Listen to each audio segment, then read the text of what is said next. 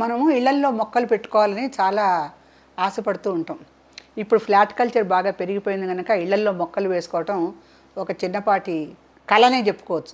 రకరకాల మొక్కలు పెంచుకోవాలని చాలామంది ఆడవాళ్ళకి ఆశ ఉంటుంది. దొడ్లో పూసిన పువ్వు ఒకటి తీసుకొచ్చి అమ్మవారికి పెట్టుకుంటే ఉండే తృప్తి మార్కెట్లో ఎన్ని కొన్నా మనకేమీ దొరకదు.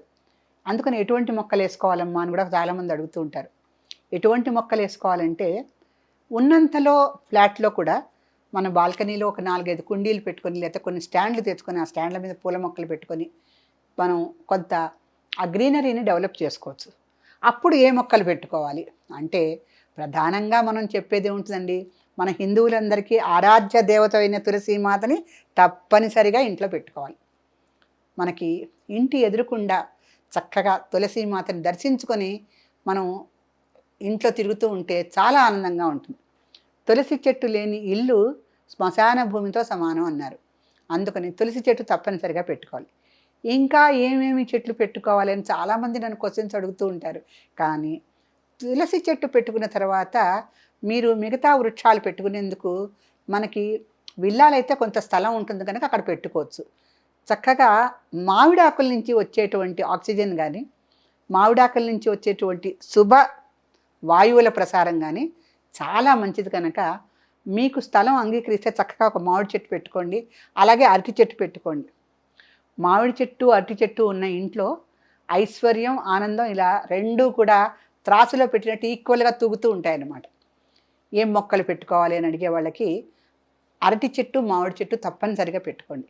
ఇంకా అమ్మవారికి పూజ చేసుకోవాలనుకుంటే మీరు మందార మొక్కలు మనకి నర్సరీల్లో బోల్డ్ దొరుకుతున్నాయి. ఎర్ర మందార పువ్వులను తెచ్చుకోండి. ఏదో హైబ్రిడ్ చేసిన రకరకాల మందారాలు కాకుండా అమ్మవారు మందార కుసుమ ప్రియాయ నమః, లలితాదేవి సహస్రంలో మందార కుసుమ ప్రియాయ నమః అని ఉంది, పాటలీ కుసుమ ప్రియాయ నమః ఉంది, జపా కుసుమ ప్రియాయ నమః అని ఉంది. అంటే ఎర్రని పువ్వులు అంటే అమ్మవారికి ఇష్టం, ఎర్రని వస్త్రాలంటే ఇష్టం. అందుకని ఎర్రగా పూసేటువంటి మందార చెట్టుని తెచ్చుకొని ముద్ద మందారం అవచ్చు, రేఖ మందారం అవచ్చు, చక్కటి మందార చెట్టుని దొడ్లో వేసుకొని మన ఇంట్లో పూసిన చక్కటి తాజా పువ్వులను తీసుకొచ్చి అమ్మవారికి చక్కగా పూజ చేసుకోండి. చాలా ఆనందం దొరుకుతుందండి దాంట్లో. మార్కెట్లో ఎన్ని మూరల పూలు కొన్నా ఎన్ని చటాకులు కొన్నా మన దొడ్లో పూసిన ఎర్ర గులాబీ, మన దొడ్లో పూసిన ఎర్ర మందారము అమ్మవారి మెడలో పెడితే ఆ విగ్రహాన్ని చూసినప్పుడల్లా మనకి ఎంతో ఆనందంగా ఉంటుంది. అందుకని వీలున్నంత మటుకు తులసి మొక్కను వేసుకోండి, మందార మొక్కను వేసుకోండి. ఇంకొక 2 విషయాలు చెప్పాలంటే ముళ్ళు ఉన్న మొక్కల్ని వేసుకోకూడదు అంటారు.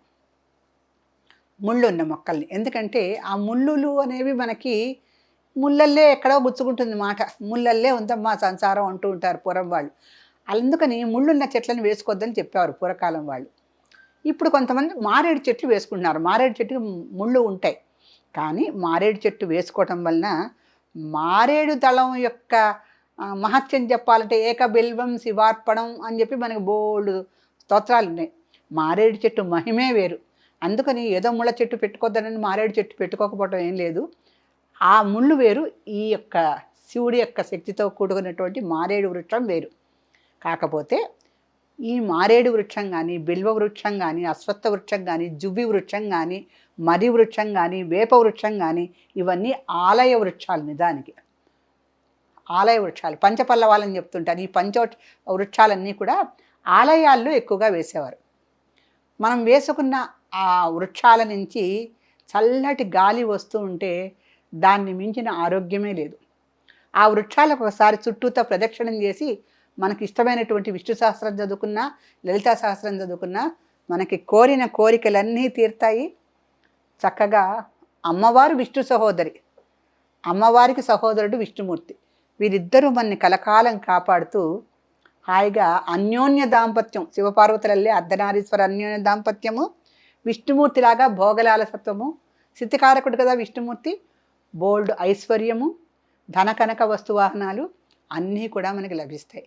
అందుకని ఏం మొక్కలు పెంచుకోవాలి అంటే మీరు క్రోటన్స్ పెంచుకుందామా లేకపోతే ఏదో మెడిసినల్ ప్లాంట్స్ పెట్టుకుందామా అంటే అవన్నీ కూడా పెట్టుకోవచ్చు ఆసక్తి ఉంటే. కానీ దేన్ని సాధించాలన్నా ఒక దేవతా సాధన వలన సాధించినటువంటి ఫలితం వేరు, మిగతా లౌకిక విషయాల నుంచి సాధించే ఫలితాలు వేరు. మనం అమ్మవారిని వేడుకుంటే అన్నీ అమ్మవారిలో ఎన్సైక్లోపీడియా లాగా దాగి ఉంటాయి, అన్నీ ఆవిడే ఇస్తుంది. లేదంటే ఆరోగ్యానికి ఈ మొక్క, ఐశ్వర్యానికి ఆ మొక్క, మంచి గాలి రావాలంటే ఈ మొక్క అని ఇన్ని రకాలు పెట్టుకుంటూ ఉంటారు ఇప్పుడు. పైగా ఇండోర్ ప్లాంట్స్ చాలా ఫ్యాషన్ అయిన కాలంలో కొత్త కొత్త మొక్కలు కొత్త కొత్త ప్రభావాలతో చెప్పినవి చాలా ఎక్కువగా దొరుకుతున్నాయి మార్కెట్లో. వీటన్నిటికన్నా చక్కటి తులసి చెట్టుని వేసుకోండి. చక్కగా ఆ తులసి చెట్టు మీద ముందు చిన్నగా ముగ్గు వేసి దీపం పెట్టి 2 ప్రదక్షిణాలు చేయండి, లేకపోతే 3 ప్రదక్షిణాలు చేయండి మీ టైంని బట్టి.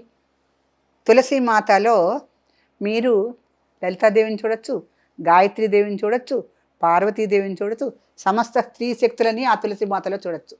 హాయిగా తులసి చెట్టుని పెట్టుకొని, మీరు ఫ్లాట్స్లో ఉంటే మాత్రం తులసి చెట్టుని ప్రధానంగా పెట్టుకోండి.